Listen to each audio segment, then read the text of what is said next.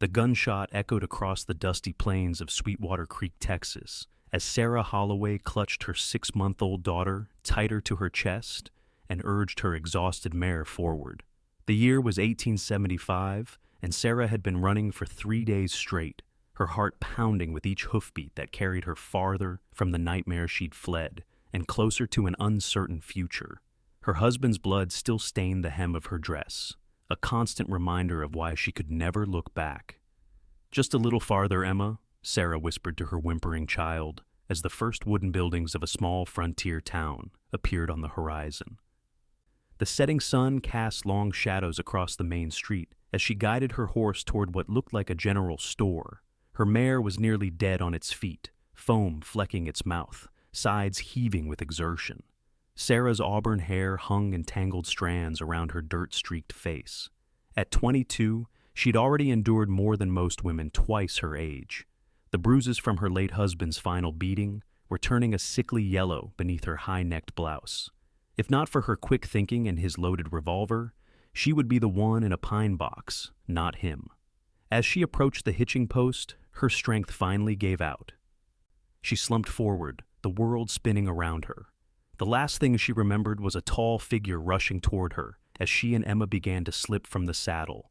"Whoa there, madam!" The deep voice penetrated the fog in her mind as strong arms caught her. Sarah clutched Emma desperately, even as unconsciousness threatened to take her. "My baby," she managed to whisper before the darkness claimed her.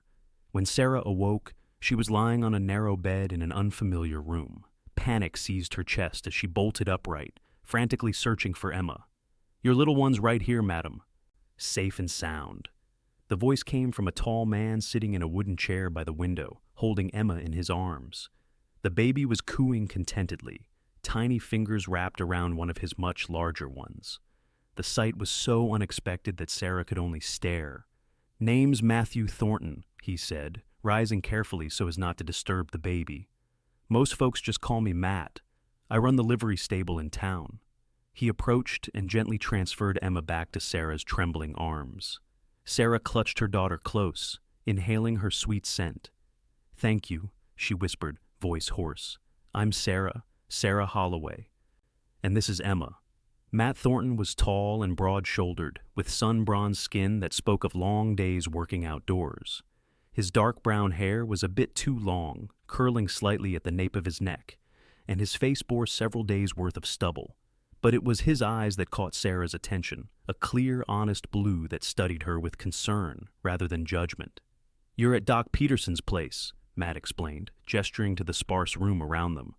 "Been out for nearly a day. Doc says you're suffering from exhaustion and dehydration. I've been helping with the little one." He smiled at Emma, and the baby gurgled in response. "A day?" Sarah tried to rise but found her limbs still weak. "My horse is being tended to at my stable," Matt assured her. "Poor beast was near collapse. What were you running from, Mrs. Holloway, if you don't mind my asking? Not many women travel alone with a baby in these parts." Sarah looked down, unconsciously pulling Emma closer. "I'd rather not say." Matt nodded, respecting her privacy. "Fair enough. Everyone in Sweetwater Creek has a past. It's what you do here that matters." He stood and moved toward the door. "I'll let Doc know you're awake. He'll want to check on you and Mrs. Peterson has been cooking up a storm, saying you'll need your strength." As Matt reached for the doorknob, Sarah called out, "Mr. Thornton?" He turned back. "Why did you help us?" Matt's expression softened. "Madam, where I come from, you don't leave a woman and child in need. Simple as that." After he left, Sarah held Emma against her chest, breathing in the scent of her baby's hair. For the first time in months, she allowed herself to hope that perhaps they had found a temporary haven, but she knew better than to trust too easily or stay too long. James Holloway had family wealthy, connected family, and they would never believe that their golden son had been a monster behind closed doors. In their eyes, she was nothing but a murderer.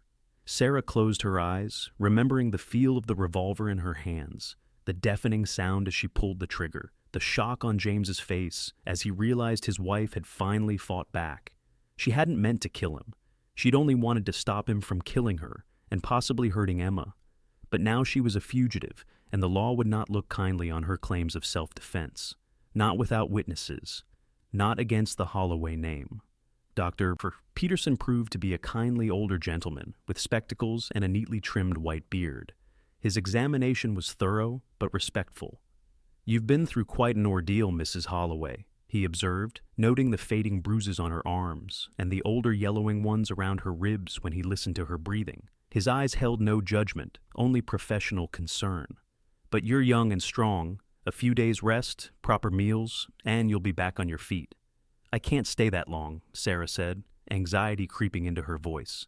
"I need to move on as soon as possible."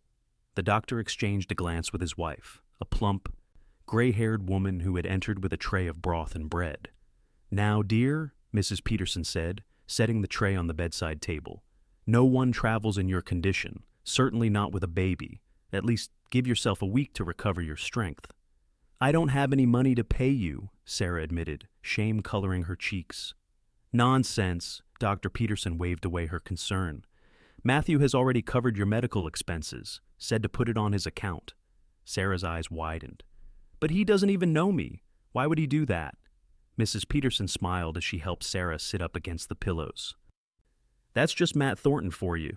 Got a soft spot for folks in trouble, especially little ones." She tickled Emma's chin, making the baby smile. "Lost his wife and unborn child to fever 5 years back. Since then, he's been the first to help any child or mother who needs it." The news that Matt was a widower who had lost both his wife and child made Sarah's heart ache for him. She couldn't imagine losing Emma. Her daughter was the only thing that had kept her going through the darkest days of her marriage. "Is there somewhere in town I might find work?" Sarah asked as she spooned the rich broth into her mouth, suddenly aware of how hungry she was. "I can sew, cook, clean, anything really."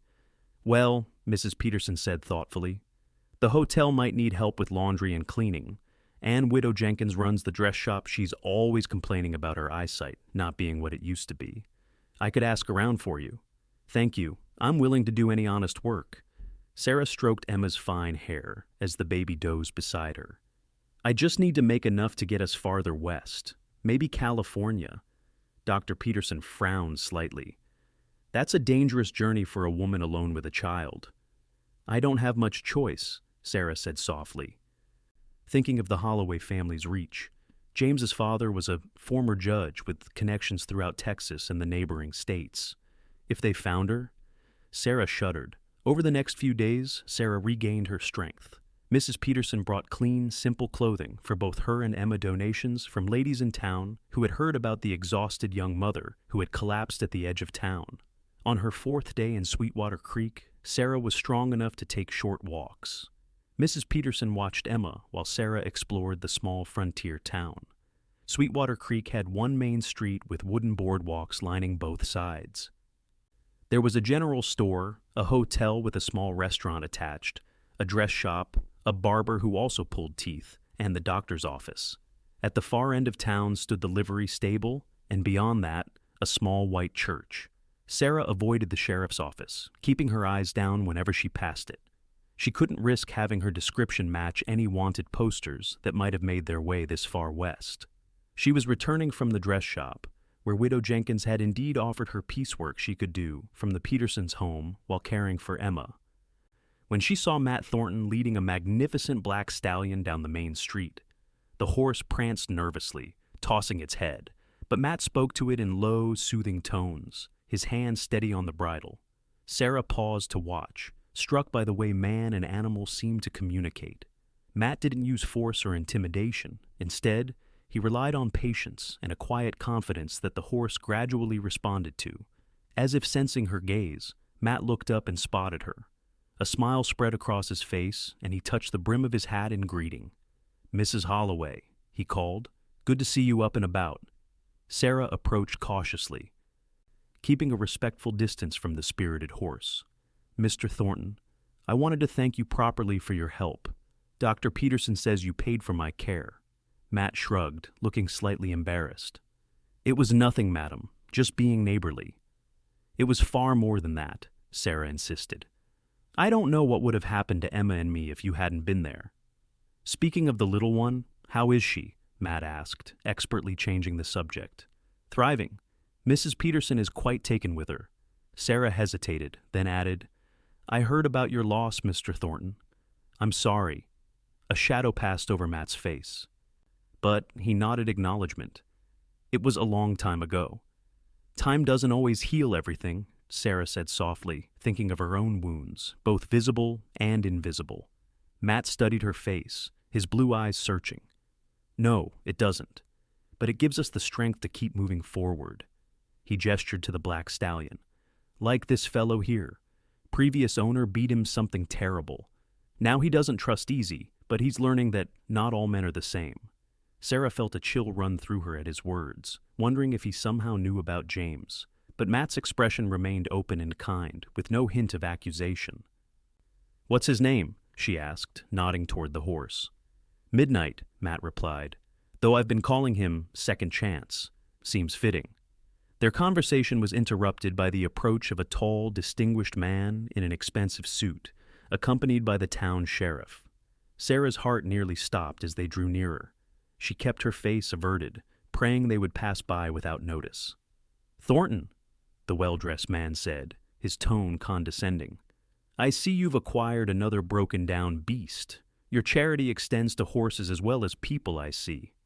Bancroft, Matt acknowledged coolly. This broken-down beast is worth more than most of your fancy stock. Just needed a gentle hand instead of a whip. The man named Bancroft sneered. Always the savior of lost causes. His gaze shifted to Sarah, who kept her eyes lowered. And who might this be? Another of your rescues? Sarah felt Matt stiffen beside her. This is Mrs. Holloway, a guest of Dr. Peterson. Mrs. Holloway, this is Edmund Bancroft, owner of the largest ranch in the territory. Madam, the sheriff tipped his hat politely. Sarah murmured an acknowledgement, still not meeting their eyes directly. Well, I'll leave you to your strays. Thornton, Bancroft said dismissively. Sheriff, shall we continue our discussion about increasing patrols around my property? There have been reports of rustlers again. As they walked away, Sarah released a breath she hadn't realized she was holding. Matt watched her curiously. You all right? You look like you've seen a ghost. I just don't like drawing attention, Sarah said truthfully. Who was that man? Matt's expression darkened. Edmund Bancroft. Thinks he owns this town because he owns half the land around it. Treats his ranch hands little better than slaves and has the sheriff in his pocket. He patted Midnight's neck. This fellow used to belong to him until I caught one of his men beating him senseless. Bought him on the spot for twice what he was worth, just to get him away from there. The sympathy in Sarah's heart for the abused horse and for Matt's evident compassion was tempered by her concern over Bancroft's apparent influence with the law. If word reached him about a woman wanted for murder in East Texas, would the sheriff look more closely at the new arrival in town? That evening, as Sarah sat on the Petersons' back porch with Emma sleeping in her arms, she contemplated her next move. She had enough money saved from her previous life to book passage on a stagecoach heading west, but instinct told her to wait a little longer, to build up more resources before attempting the journey to California. The sound of boots on the wooden steps made her look up. Matt Thornton stood there, hat in hand, looking slightly uncomfortable. Evening, Mrs. Holloway. Hope I'm not disturbing you. Not at all, Sarah replied, gesturing to the empty chair beside her. Emma just fell asleep. She seems to do better outdoors in the evening breeze. Matt sat down, placing his hat on his knee. In the dim light from the kitchen window, his profile looked strong and steady. I wanted to check if you needed anything. Mrs. Peterson mentioned you were looking for work. Yes, Widow Jenkins has offered me some sewing I can do here, but I was hoping to find something more substantial. Sarah shifted Emma slightly as the baby stirred in her sleep. We need to move on soon, and the journey west isn't cheap. Matt nodded thoughtfully. I might have a proposition for you, if you're interested. Sarah tensed involuntarily. She'd heard propositions before, and they rarely ended well for women in her position. Matt must have sensed her discomfort because he quickly clarified, A job offer, I mean. My housekeeper, Mrs. Flanagan, is leaving to care for her daughter, who's expecting a child in San Antonio. I need someone to cook and clean at my place. It's not much, just a small house behind the livery, but there's a room for you and Emma. The pay is fair, and you'd have your privacy. Sarah considered the offer. Working for a single man might raise eyebrows, but the promise of a private room for her and Emma, plus regular wages, was tempting. And something about Matt Thornton made her trust him, despite her vow never to trust a man again. "Would I be able to bring Emma with me during the day?" she asked. "Of course," Matt said immediately. "There's plenty of space for her. And I'm usually out working with the horses most of the day anyway." Sarah studied him in the fading light. "Why are you doing this, Mr. Thornton? You don't know anything about me." Matt was quiet for a moment before answering. "Let's just say I know what it's like to need a second chance." He stood, settling his hat back on his head. "Think about it. No pressure. Job's yours if you want it." After he left, Sarah sat for a long time, watching the stars appear in the vast Texas sky. Working for Matt would give her a measure of independence while allowing her to save money for their eventual journey. And something told her that Matt Thornton was a man of his word, that in his home, she and Emma would be safe. The next morning, Sarah accepted his offer. Matt's house was indeed small but well-built and scrupulously clean. It sat about 50 yards behind the livery stable, surrounded by a neat picket fence. Inside, the furnishings were simple but of good quality. There was a parlor with a stone fireplace, a kitchen with a cast-iron stove, 2 bedrooms, and a small room off the kitchen that Mrs. Bredive Flanagan had used for sewing and mending. "This will be your room," Matt said, showing Sarah the smaller of the 2 bedrooms.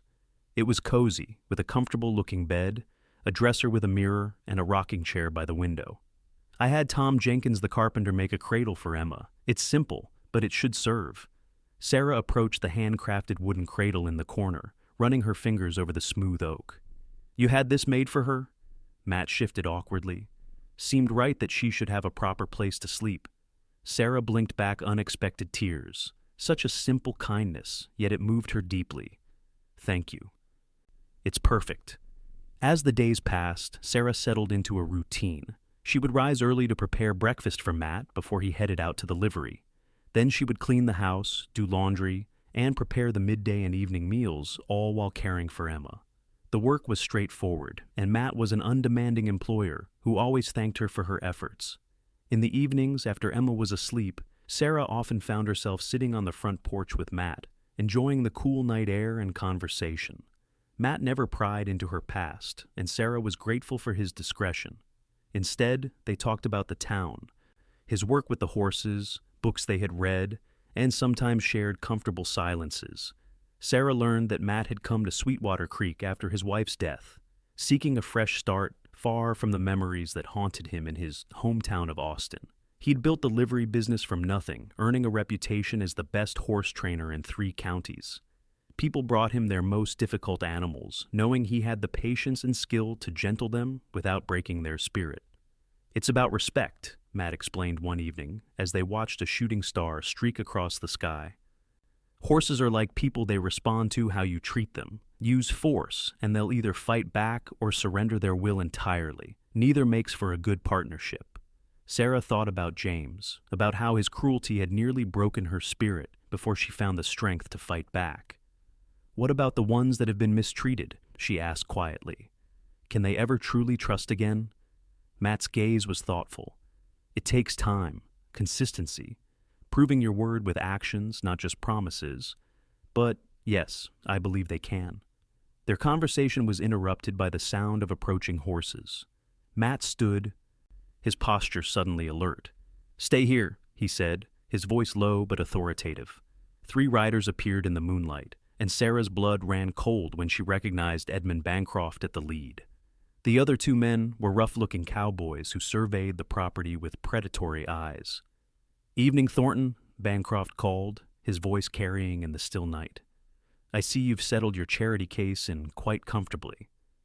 Matt stepped off the porch, positioning himself between the riders and the house where Sarah sat frozen. "What can I do for you, Bancroft?" "Just being neighborly," Bancroft replied with a smile that didn't reach his eyes. "Thought I'd call on the mysterious Mrs. Holloway. She's become quite the talk of the town. Young widow appears out of nowhere. No husband, no family, just a baby and a lot of questions." Sarah felt a chill run through her. Someone had been asking about her, or worse, someone had recognized her. "Mrs. Holloway is my housekeeper," Matt said evenly. "And it's late for social calls." Bancroft chuckled, but there was no humor in it. Housekeeper, is it? That's what they're calling it these days? His gaze shifted to Sarah. You know, Mrs. Holloway, if you're in need of employment, I could offer you a position at my ranch. The pay would be substantial. The implication in his tone made Sarah's skin crawl. Before she could respond, Matt took another step forward. Mrs. Holloway is employed here, Bancroft, and I'd appreciate it if you'd address your business with me, not her. Bancroft's expression hardened. Careful, Thornton. You don't want to make an enemy of me.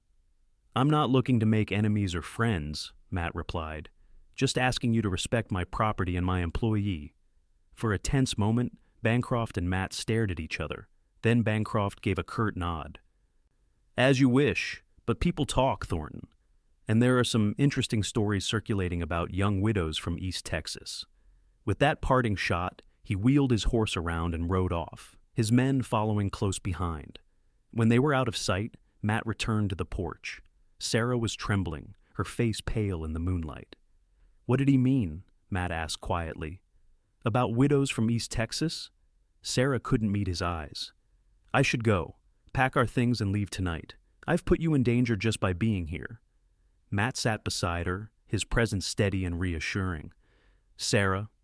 It was the first time he'd used her given name, and something about the way he said it made her look at him. Whatever you're running from, you don't have to face it alone. The kindness in his eyes nearly undid her. For a moment, Sarah was tempted to tell him everything about James's abuse, about the night she'd finally fought back, about her fear of his family's retribution. But she couldn't bear to see judgment replace that kindness, or worse, to have Matt in danger because he tried to protect her. You don't understand, she whispered. It's not safe for you if I stay. Let me be the judge of that, Matt said firmly. I'm not easily intimidated, especially not by the likes of Edmund Bancroft. Sarah wrapped her arms around herself. It's not just Bancroft. If what he said is true, if word has reached here about me, then others will come looking. Dangerous men. Matt considered this. Then we'll be prepared, but running in the middle of the night with a baby isn't the answer, at least not yet. He hesitated, then added, Sarah, I don't need to know what happened, but I want you to know that you and Emma are safe here. I give you my word. His certainty calmed her somewhat. Perhaps he was right fleeing now, unprepared. Might be more dangerous than staying a little longer. Saving more money and making a proper plan. All right, she agreed reluctantly. But at the first sign of real trouble, Emma and I will have to leave. Matt nodded. Fair enough. Now, get some rest. I'll keep watch tonight. True to his word, Matt spent the night on the porch, rifle across his knees. Sarah checked on him several times, bringing him coffee and blankets as the night air grew chilly. Each time, he thanked her with that same steady smile that somehow made her believe everything might turn out all right after all. The next morning, Sarah woke to the sound of hammering. Looking out her window, she saw Matt and two other men constructing what appeared to be an addition to the back of the house. When she brought him coffee and biscuits mid-morning, she asked about the construction. Figured Emma would need her own room eventually, Matt explained, wiping sweat from his brow. She can't sleep in a cradle in your room forever. Sarah stared at him. But we won't be staying that long. Matt took a long drink of coffee before answering. Maybe not, but while you're here, you should be comfortable. And if you decide to stay longer, he shrugged. The room will be useful for someone else someday. The simple gesture building a room for a child who might not even use it touched Sarah deeply. No one had ever shown such consideration for her and Emma's comfort before. As summer turned to fall, Sarah found herself feeling increasingly at home in Sweetwater Creek. Emma was thriving, growing stronger every day. She had started to crawl, exploring every corner of Matt's house with determined curiosity. The townspeople had gradually accepted Sarah's presence, and if they had suspicions about her past, they kept them to themselves. Matt had been true to his word about keeping her safe. He'd installed new locks on the doors and windows and taught Sarah how to use a shotgun just in case. But there had been no more visits from Bancroft and no strangers asking questions about a young widow from East Texas. On a crisp October evening, Matt invited Sarah to accompany him to the Harvest Festival in town. Mrs. Peterson offered to watch Emma, he said, almost shyly. Thought you might enjoy an evening out. Sarah hesitated. They would be seen together socially, which would certainly fuel the already persistent rumors that their relationship was more than employer and housekeeper. But the prospect of an evening of music and dancing was tempting after months of looking over her shoulder. "I'd like that," she finally said, and was rewarded with a smile that made her heart skip a beat. The town square had been transformed with lanterns and bunting. Tables groaned under the weight of pies, cakes, and savory dishes contributed by the townswomen. A small band played lively tunes, while couples swirled around a makeshift dance floor. Sarah wore her best dress, a simple blue cotton that Mrs. Peterson had helped her alter to fit her slender frame. She'd pinned her hair up and even allowed herself a touch of rouge, feeling almost like the carefree young woman she'd been before marriage had taught her hard lessons about trust and pain. Matt cleaned up well, she had to admit. He'd shaved his stubble and donned a clean white shirt and dark vest that emphasized his broad shoulders. With his hat set at a rakish angle and his boots polished to a shine, he cut a striking figure that drew appreciative glances from several unmarried women in town. "You look beautiful," Matt said as he offered her his arm. The simple compliment, delivered without expectation or ulterior motive, warmed Sarah's cheeks. "Thank you. You look quite handsome yourself." They sampled the food, chatted with neighbors, and eventually made their way to the dance floor. Matt was surprisingly graceful for such a large man, guiding Sarah through a lively reel with sure steps and a light touch at her waist. "Where did you learn to dance like this?" Sarah asked, breathless from the energetic pace. Matt grinned. "My mother insisted all her sons learn proper dancing. Said a man who could dance well would never lack for female company." "She was a wise woman," Sarah laughed, feeling lighter than she had in years. As the evening progressed, the band shifted to slower melodies. Matt hesitated before extending his hand. "May I have this dance, Mrs. Holloway?" Sarah placed her hand in his. "I think, after all this time, you might call me Sarah." His fingers tightened slightly around hers. "Sarah?" he repeated, as if tasting the name on his tongue. The waltz brought them closer, his hand resting respectfully at her waist, hers on his shoulder. They moved together as if they'd been dancing partners for years rather than hours. Sarah found herself studying the strong line of his jaw, the way his eyes crinkled at the corners when he smiled, the gentle way he held her close enough to guide, but never to confine. "What are you thinking?" Matt asked softly. Sarah met his gaze. "That I feel safe with you. It's been a long time since I could say that about anyone." Something shifted in Matt's expression, a softening, a tenderness that made Sarah's heart race. For a brief, breathless moment, she thought he might kiss her. Part of her wanted him to, and that realization was startling enough that she missed a step. Matt steadied her immediately. "Sorry," he murmured, "getting tired?" "A little," Sarah admitted, grateful for the excuse to put some distance between them. These feelings, this attraction, was unexpected and frightening. She couldn't afford to develop attachments, not when she would eventually have to leave. They were walking back to the refreshment table when a commotion at the edge of the square caught their attention. A group of riders had arrived, dusty from the trail and clearly not locals. At their center was a distinguished older man whose bearing commanded attention despite his travel-worn appearance. "Who is that?" Sarah asked, instinctively drawing closer to Matt. Before he could answer, Sheriff Taylor approached the newcomers, greeting the leader with a deferential handshake. Words were exchanged, and then, to Sarah's horror, both men turned to scan the crowd as if looking for someone. "We need to go," Sarah whispered urgently. "Now!" Matt glanced from the strangers to Sarah's pale face and nodded without question. "This way," he said, guiding her toward a side street that would allow them to circle back to the livery without crossing the main square. They had almost reached the shadows when Sarah heard a voice call out, "There! That's her!" Sarah froze, her worst fears confirmed. They had found her. Matt reacted instantly, positioning himself between Sarah and the approaching men. "Get to the house," he said in a low, urgent tone. "Take Emma and go out the back way. My horse is saddled in the smaller paddock. There's money and supplies in the saddlebags." "Matt, no," Sarah began, but he cut her off. "Go. I'll buy you time." The determination in his voice brooked no argument.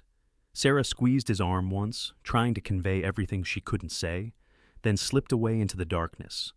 Her heart pounding, Sarah raced to the Petersons' house, where Emma was sleeping peacefully, unaware of the danger.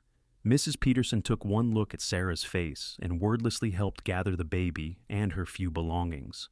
"May God protect you, child," the older woman whispered as she pressed a small Bible into Sarah's hands. "There's a map tucked inside. Matt asked me to give it to you if this day ever came." Tears stung Sarah's eyes at this evidence that Matt had been preparing for her escape all along, even while hoping it wouldn't be necessary. "Thank you for everything," she whispered. With Emma securely bundled against her chest, Sarah slipped out the back door and made her way to the livery. Just as Matt had said, his best horse, a sturdy bay gelding, with remarkable endurance, stood saddled and ready in the smaller paddock.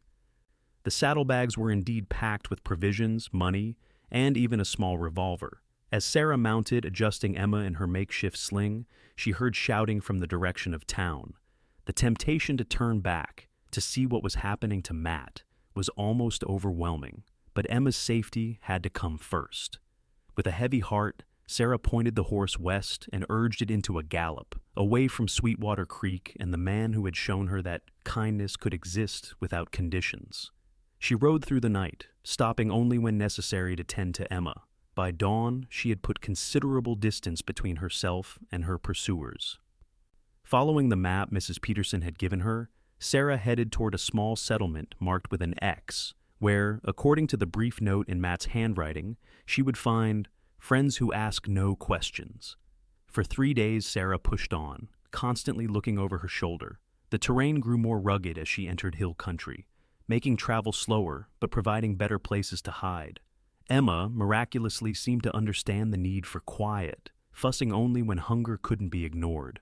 On the 4th day, as Sarah was making her way along a narrow trail that wound between rocky outcroppings, she heard the unmistakable sound of horses approaching from behind. Heart in her throat, she urged her mount off the trail, seeking cover behind a large boulder. The riders came into view, 3 men, moving at a purposeful pace, scanning the landscape as they rode. Sarah recognized one as the distinguished older man from the festival, James's father, Judge William Holloway. The others were likely hired guns. Sarah held her breath as they passed her hiding place, praying that Emma wouldn't choose that moment to cry out. The baby stirred but remained silent, as if sensing her mother's fear. When the riders had disappeared around a bend, Sarah waited another 10 minutes before cautiously returning to the trail. But instead of continuing forward, she doubled back, taking a different fork that led south rather than west. It would delay her progress toward the safe haven Matt had arranged, but she couldn't risk leading her pursuers there. As night fell, Sarah found a small cave where she and Emma could shelter. She built a tiny fire, just enough to warm some milk for the baby and to take the edge off the increasing chill. As Emma nursed from the bottle, Sarah studied her daughter's face in the firelight. James's nose, perhaps, but her own eyes and mouth. Would the child ever know peace, or were they destined to run forever? The sound of a pebble skittering down the slope outside the cave sent Sarah scrambling for the revolver. She extinguished the fire with a handful of dirt and moved deeper into the shadows, cradling Emma against her chest with one arm while the other steadied the gun. Footsteps approached cautiously. A dark silhouette appeared at the cave entrance, backlit by the rising moon. "Sarah?" The familiar voice sent a shock through her system. "Matt?" He stepped forward, and in the dim light, she could make out his features, dirt-streaked, weary, but unmistakably Matt Thornton. Sarah lowered the gun, her hands trembling with relief and confusion. "How did you find us?" she whispered. Matt moved further into the cave, dropping a pack from his shoulder. "Followed your trail. You're good, but I'm better." There was no boasting in his tone, just simple fact. "You went south instead of west. I saw them following. I couldn't lead them to your friends." Matt nodded. Smart thinking. He knelt beside her, his eyes finding Emma in the darkness. "She okay?" "Yes." Sarah still couldn't believe he was here. "Matt, why did you come? Those men, they're dangerous. James's father is a judge. He'll never stop looking for me." "I know," Matt said quietly. "You killed your husband." Sarah stiffened, fear coursing through her. How long had he known? "He was going to kill me," she whispered. "He'd been beating me for years. That night, he came home drunk, angrier than I'd ever seen him. He had his hands around my throat. Her voice broke. The revolver was on the table. I just wanted him to stop. In the silence that followed her confession, Sarah braced herself for judgment, for rejection. Instead, Matt reached out slowly and took her free hand in his. "I believe you," he said simply. 3 words, just 3 words. But they cracked something open inside Sarah's chest, a dam of fear and loneliness that had been building since the night she pulled the trigger. A sob escaped her, then another, until she was weeping openly, still clutching Emma to her chest. Matt moved closer, wrapping his arms around both of them, offering silent comfort as Sarah's tears gradually subsided. "How did you get away from them?" Sarah asked finally, wiping her eyes with her sleeve. "I didn't exactly." Matt shifted, and Sarah noticed for the first time that he was favoring his left side. Judge Holloway isn't a man who takes kindly to being thwarted. "When I wouldn't tell him where you'd gone, things got heated." "You're hurt," Sarah said, alarmed. Matt waved off her concern. "Nothing serious. Few bruised ribs, maybe. Sheriff Taylor actually stepped in before it got worse. Seems he doesn't entirely approve of beating information out of citizens, even if the judge is an old friend. But they'll be looking for you too now." "Probably," Matt agreed. "Which is why we need to move. Dawn's about an hour away. We should be on the trail before first light." "We?" Sarah repeated, hardly daring to hope. Matt's expression grew serious. "Sarah, I'm not going to pretend I understand everything you've been through, but I do know this: no one should have to run alone, especially not with a child. I can't ask you to give up your life, your business, everything you've built in Sweetwater Creek," Sarah protested. "You're not asking, I'm offering." Matt took a deep breath. "The truth is, I've been half in love with you since the day you woke up in Doc Peterson's spare room, clutching that baby like she was more precious than gold. Watching you these past months, your strength, your kindness, the way you never gave up, despite everything I knew, I'd follow you anywhere if you'd let me." Sarah stared at him, scarcely believing what she was hearing. "Matt, I'm not expecting anything from you," he hastened to add. "I know you've had your trust broken in the worst way possible. All I'm asking is that you let me help you get somewhere safe. After that, if you want me to go, I will." Sarah looked down at Emma, who was watching Matt with wide, curious eyes. Then she looked back at the man who had risked everything to find them, not to capture or control, but to protect. "I don't want you to go," she said softly. I've been afraid to admit it, even to myself, but I think I've been falling in love with you too. The way you are with Emma, the respect you've always shown me, your patience. You're nothing like James." The hope that bloomed on Matt's face made him look younger, almost boyish. "Is that a yes to traveling together?" Sarah nodded. "Yes, but Matt, you should know what you're getting into. Judge Holloway won't stop looking. He adored James, thought he could do no wrong. He'll never believe his son was capable of the things he did to me." "Then we'll go somewhere he can't reach," Matt said with determination. "I have friends in Colorado Territory, good people who can help us start fresh."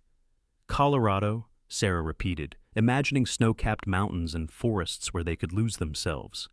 "It sounds far away from Texas." "Far enough," Matt agreed. "But first, we need to shake our pursuit. I have an idea about that, if you're willing to trust me." As the first hint of dawn lightened the eastern sky, Sarah and Matt set their plan in motion. Instead of continuing either west or south, they headed east back towards Sweetwater Creek, but by a different route that would bypass the town. Their destination was a small church where Matt knew the pastor, a former Union soldier who had no love for wealthy Southern aristocrats like Judge Holloway. They traveled cautiously, keeping to less used trails and camping in hidden places. Emma, remarkably, seemed to thrive on the adventure, her bright eyes taking in the changing landscape with fascination. At night, when they made camp, she would crawl from Sarah to Matt and back again, as if she'd always known him. On the third day of their journey, they reached the church, a humble wooden structure, with a small cemetery beside it.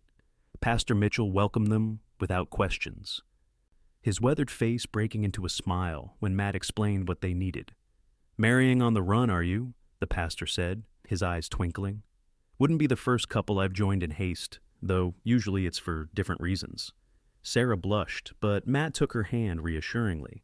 "It's not just for show, Pastor. I'd marry Sarah today, tomorrow, or 10 years from now, if she'd have me. But right now, we need the protection that being legally wed would provide. The pastor's expression grew more serious. You're in some kind of trouble. Yes, Matt admitted, but not of our making. Sarah's a widow being pursued by her late husband's family.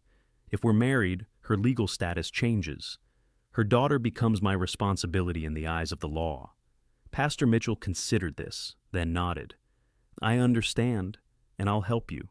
But first, I need to hear from the lady herself. He turned to Sarah. Is this what you want, my dear? Marriage is a sacred covenant, not to be entered into lightly, even in difficult circumstances. Sarah looked at Matt, saw the love and respect in his eyes, and knew her answer with absolute certainty. Yes, even if we weren't running, even if there was no danger, I would still want to marry Matt. He's shown me what real love looks like, patient, kind, protective, without being possessive. The pastor smiled. Then let's proceed. But first, let me offer you both a meal and a chance to refresh yourselves. No bride should have to come to her wedding covered in trail dust. That evening, as the sun set behind the little church, Sarah stood before the altar, wearing a simple white dress borrowed from the pastor's wife. Emma, freshly bathed and dressed in a clean gown, cooed happily in Mrs. Mitchell's arms. Matt, his hair still damp from washing, wore his cleanest shirt and a nervous smile that made Sarah's heart swell with tenderness. The ceremony was brief but meaningful. When Pastor Mitchell asked, "Do you, Matthew Thornton, take this woman to be your lawfully wedded wife, to have and to hold, for better or worse, in sickness and in health, as long as you both shall live?" Matt's voice rang out clear and true. I do, and I always will. Sarah's eyes filled with tears at the echo of the words she'd first heard him say, in her moment of deepest despair. No one wants me with a child, she had wept, and Matt had responded with a promise that now became a vow. When it was her turn to speak, Sarah's voice trembled with emotion, but never faltered. I do. The pastor pronounced them husband and wife, and Matt leaned down to kiss her a gentle, reverent kiss that held both passion and promise. Emma chose that moment to let out a delighted squeal, making everyone laugh. I think she approves, Mrs. Mitchell said, handing the baby to Matt, who cradled her with practiced ease. That night, in the small guest room behind the church, Sarah and Matt consummated their marriage with tender caution, each mindful of the other's past wounds. For Sarah, who had only known the brutal demands of a man who saw her body as his property, Matt's patient attentiveness was a revelation. For Matt, who had not been with a woman since his first wife's death, Sarah's trust was a precious gift he vowed never to take for granted. Afterward, as they lay together with Emma, sleeping peacefully in a makeshift cradle nearby, Sarah traced the outline of Matt's face in the moonlight. What are you thinking? He asked, echoing the question he'd asked her at the harvest festival that now seemed a lifetime ago. That I never expected to find happiness again, Sarah replied honestly. After everything with James, I thought the best I could hope for was safety for Emma. I never dreamed I'd find someone like you. Matt kissed her palm. I felt the same after losing Clara and our baby. Thought that part of my life was over. Then you rode into town half dead on that exhausted mare, and something woke up inside me. He smiled. Pretty sure Doc Peterson knew it before I did. He kept finding excuses for me to check on you and Emma. Sarah laughed softly. Mrs. Peterson did the same with me. All those stories about what a fine, upstanding man you were. Well, she wasn't wrong, Matt said with mock seriousness, making Sarah laugh again. Their moment of levity was interrupted by a knock at the door. Pastor Mitchell's voice came through the wood, apologetic but urgent. Matt, Sarah, I'm sorry to disturb you, but there are riders approaching, a lot of them. They were dressed and ready in minutes, Emma bundled securely against Sarah's chest. Pastor Mitchell led them through the back of the church to a root cellar hidden beneath the vestry. Stay here, he instructed. No matter what you hear, don't come out until I return for you. The hours that followed were among the longest of Sarah's life. From their hiding place, they could hear muffled voices above questioning, insistent, then angry. Emma, sensing the tension, remained unnaturally quiet, her small face buried against Sarah's neck. Matt kept one arm around Sarah's shoulders, the other hand resting on his revolver. It'll be all right, he whispered, but Sarah could feel the tension in his body. Finally, after what seemed an eternity, The trapdoor opened, and Pastor Mitchell's face appeared. "They're gone," he said. "But you need to move quickly. They didn't believe me when I said I hadn't seen you." "Did they threaten you?" Matt asked, helping Sarah up the ladder. The pastor's grim expression was answer enough. "Let's just say Judge Holloway doesn't take kindly to being thwarted. He's offered a substantial reward for information leading to Sarah's capture, claims she murdered his son in cold blood and kidnapped his grandchild." Sarah paled. "That's not what happened." "I know, my dear, but money has a way of making people believe what they want to believe." Pastor Mitchell handed Matt a sealed envelope. "Take this. It's your marriage certificate and a letter of introduction to a friend of mine in Denver. He can help you establish yourselves there under new names." "New names?" Sarah repeated. "It might be necessary, at least for a time," the pastor said gently, "until the judge gives up his search or, well, he's not a young man." Matt nodded grimly. "Thank you, Pastor. We're in your debt. No debt between friends. Now go, and may God protect you on your journey." They left as the moon was rising, taking a seldom-used trail that would eventually connect with the road to Colorado territory. It would be a long, difficult journey, especially with a baby, but the alternative was unthinkable. As they rode side by side through the darkness, Sarah glanced at Matt's profile and felt a surge of determination. They would make it. Together, they would build a new life far from the shadows of the past. The journey to Colorado proved every bit as challenging as they had anticipated. Winter was approaching, making mountain passes treacherous. They traveled by night when possible, avoiding major settlements where news of the reward might have spread. When supplies ran low, Matt would hunt or do odd jobs at isolated farms, while Sarah and Emma remained hidden. Emma, for her part, continued to be a remarkably adaptable child. She celebrated her first birthday on the trail, taking her first tentative steps in a clearing surrounded by aspen trees. Sarah cried as she watched her daughter toddle toward Matt, who knelt with outstretched arms, his face alight with pride and love. "She's amazing," Matt said that night as they sat by their small fire, Emma sleeping soundly between them. "Strong, like her mother," Sarah smiled, "and trusting, like her father." Matt's eyes widened slightly. It was the first time Sarah had referred to him as Emma's father, though he had been fulfilling that role in every way that mattered since they left Texas. "I'd be honored," he said quietly, "to be her father in name as well as deed." Sarah reached across the sleeping child to take his hand. "You already are.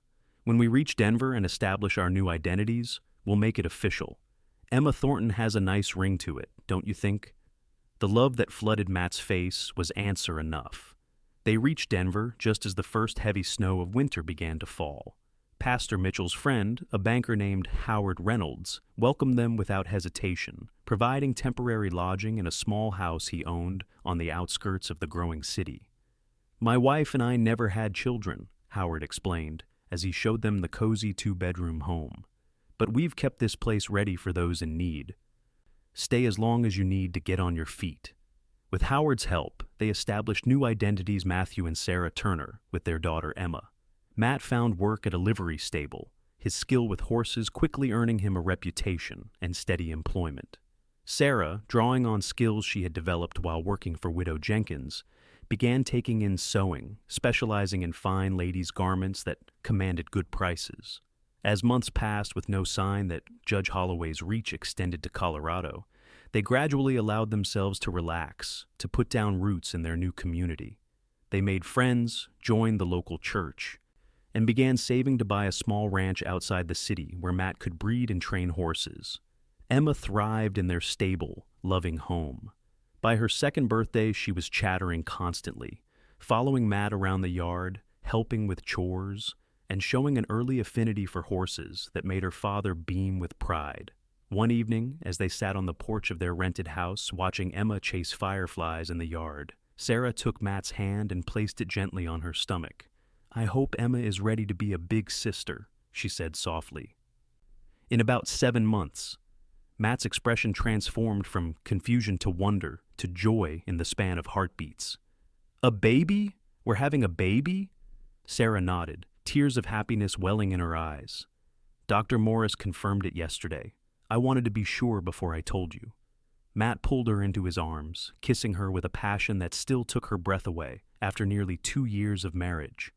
"I love you," he whispered against her lips. "Both of you, all three of you," he corrected himself with a grin. "And we love you," Sarah replied, resting her head against his chest, listening to the steady beat of his heart. The following spring, as wildflowers bloomed across the Colorado foothills, Sarah gave birth to a healthy boy they named William Thomas Thornton. William for Matt's father, Thomas for Sarah's. Emma, not quite 3, approached her baby brother with solemn curiosity, declaring that he was very small but very loud. By the time Will was crawling, they had saved enough to purchase a modest ranch 10 miles outside Denver. The property included a sturdy farmhouse, a barn that needed some repairs, and 30 acres of good grazing land with a year-round creek running through it.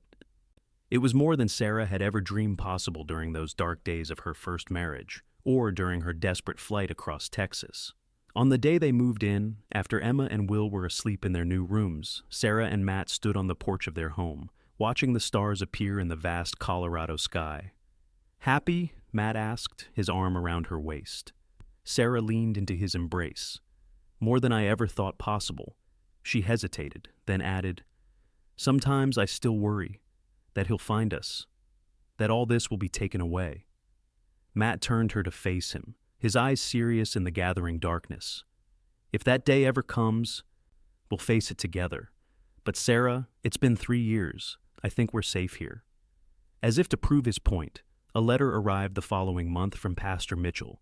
The news it contained was both shocking and liberating. Judge William Holloway had suffered a fatal stroke.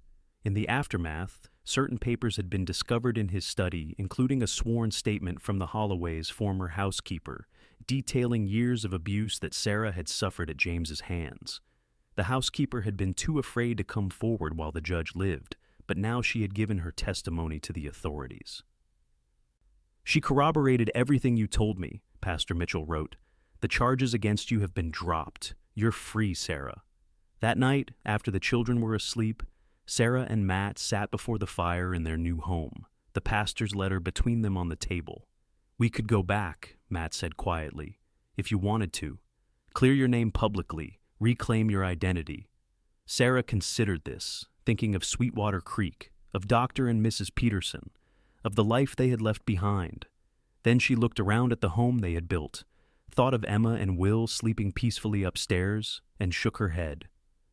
"This is our home now," she said with certainty. "Our life. I don't need to go back to be free. I already am."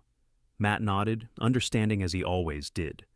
"Then we stay, build our ranch, raise our children. And maybe have 1 or 2 more," Sarah added with a smile. Matt raised an eyebrow. "Is there something you're not telling me, Mrs. Thornton?" Sarah laughed.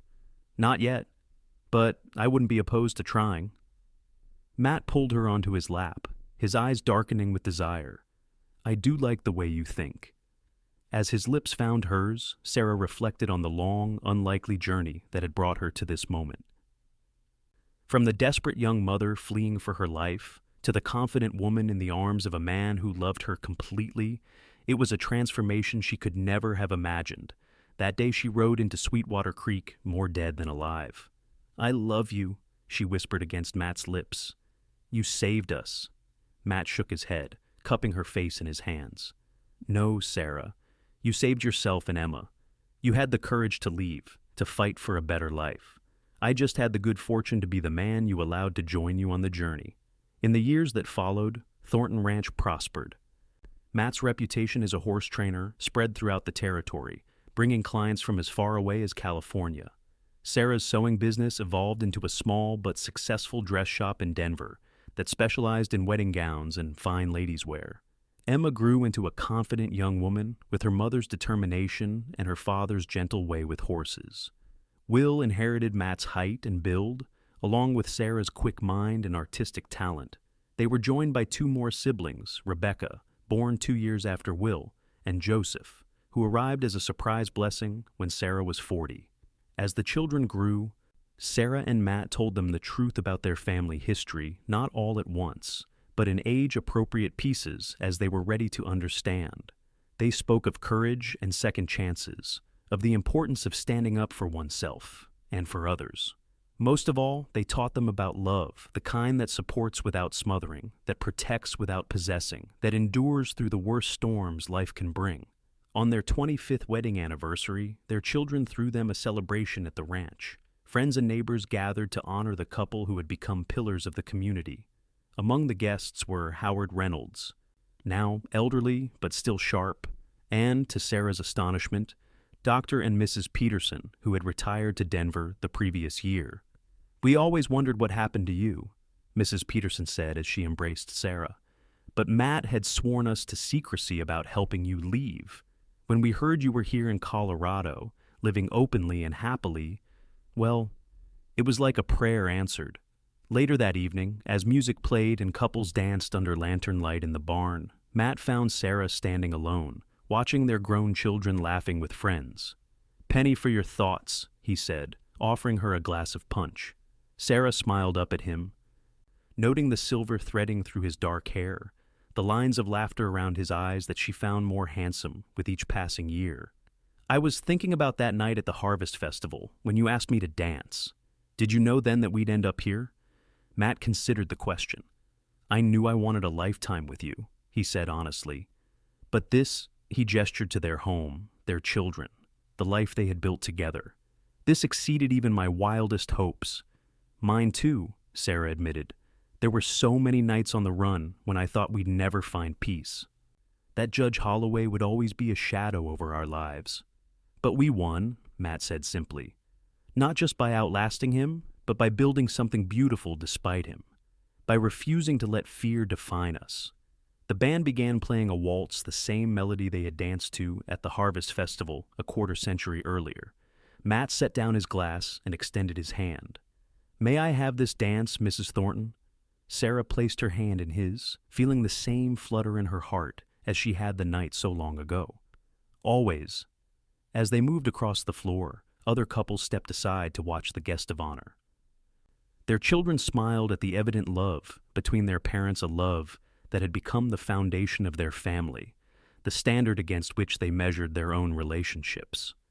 "Do you remember what you said to me at our wedding?" Sarah asked softly as they danced. "When Pastor Mitchell asked if you would take me as your wife?" Matt's arms tightened around her.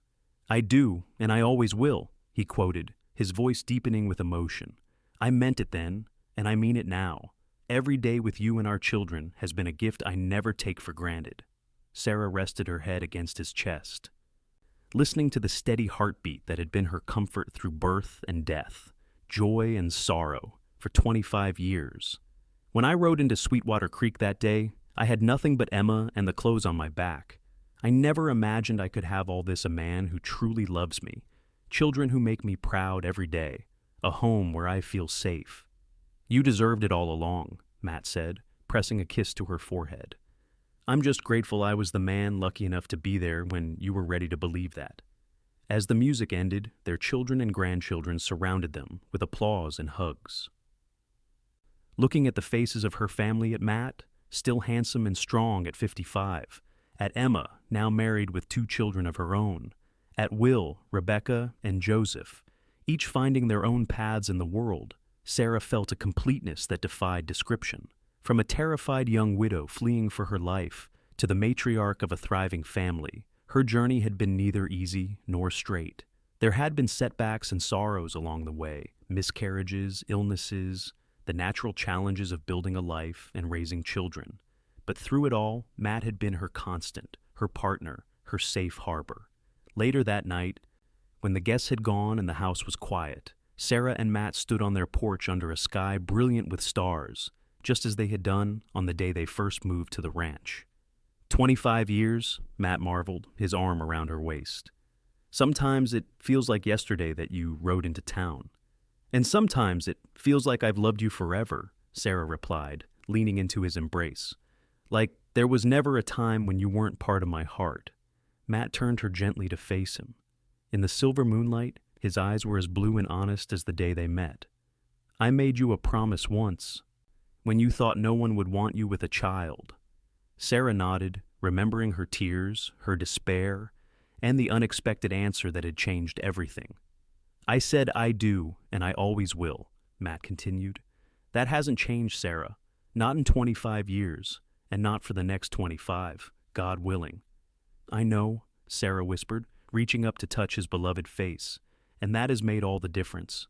As their lips met in a kiss that held both the passion of youth and the deeper, richer love forged through decades of shared life, Sarah knew with absolute certainty that she had found her true home not in Texas or Colorado, not in any particular place at all, but in the heart of the man who had loved her and her child when she believed no one ever would.